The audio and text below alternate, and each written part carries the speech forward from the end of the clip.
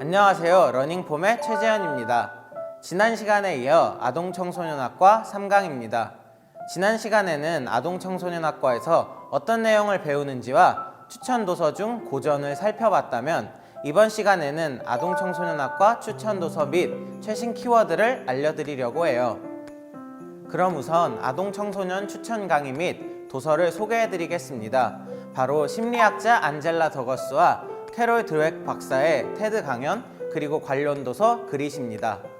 현대 아동 청소년 학에서는 아이들의 잠재력을 키워내는 교육, 잠재성 파악이 가장 중요한 핵심 키워드로 떠오르고 있습니다. 이 강에서 이야기해드렸듯이 하나의 학문 분파로 자리하기도 했는데요.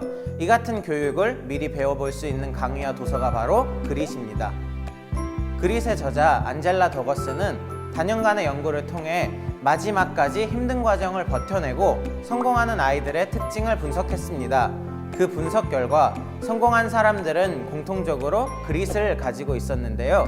저자는 그릿을 목표를 향해 오래 나아갈 수 있게 해주는 열정과 끈기, 삶을 마라톤처럼 살게 해주는 지구력이라고 표현했습니다.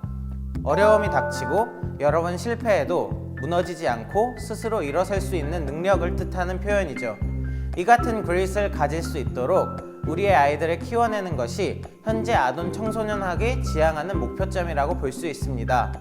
아동 청소년학과 지망생으로서 본인이 가져야 하고 미래의 전공자로서 아이들에게 심어주어야 하는 이 그릿을 정확하게 이해하고 자소서에 담아낸다면 아마 충분히 좋은 평가를 받을 수 있을 것입니다. 두 번째 추천 도서는 성균관대학교 아동청소년학과 교수이신 최인수 저자의 창의성의 발견입니다. 이 책은 창의적인 삶의 조건을 이야기하고 있는데요. 스스로를 돌아보고 글을 생각하고 글로 쓰면서 자신의 일상을 흔드는 것이 바로 창의적 삶의 전제 조건이라고 이야기합니다. 창의교육을 연구하기 위해서는 이 같은 창의성을 자신의 삶에 내재시키는 것이 중요하다고 저자는 이야기하는데요. 여러분도 이 책을 통해 창의성을 기를 수 있는 환경을 조성해보는 것이 어떨까요? 이제 두 번째로 아동청소년학과의 최신 키워드를 소개하려고 합니다. 아동청소년학은 융합학문인데다가 아동부터 청소년기까지 다양한 연구 대상이 존재하여 어떤 키워드로 어떻게 학과를 준비할지, 그리고 어떤 심화 분야를 선택해 공부할지를 결정하기가 상당히 고민스럽습니다. 때문에 아동청소년학의 화두가 되는 두 가지 키워드를 소개하려고 합니다. 첫 번째 키워드는 바로 자유학기제입니다. 자유학기제는 중학교에서 한두 학기 정도 시험 중심의 기존 교습을 하지 않고 학생이 자신의 꿈과 적성을 찾을 수 있도록 참여형 체험 활동으로 수업을 구성하는 것을 의미합니다. 이 같은 자유학기제는 도입 당시부터 찬반 의견이 확연히 갈렸는데요. 찬성 측에서는 아이들이 바쁜 수업 진도 속에서 찾을 수 없었던 자신의 적성을 자유학기제를 통해 찾을 수 있다고 이야기하는 반면, 반대 측에서는 아이들의 학습을 지탱해줄 지지대가 사라지기 때문에 아이들이 학습을 올바르게 지속할 수 없다고 이야기하고 있습니다.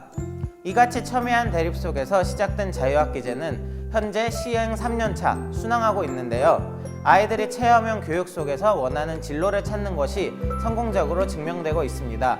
이 같은 자유학기제는 아일랜드의 전환학년제에서 비롯된 것인데 북유럽 국가 전반이 선진화된 교육 시스템을 갖고 있기 때문에 이번 기회를 통해 북유럽 유아 및 청소년 교육 환경도 꼭 찾아보셨으면 좋을 것 같아요.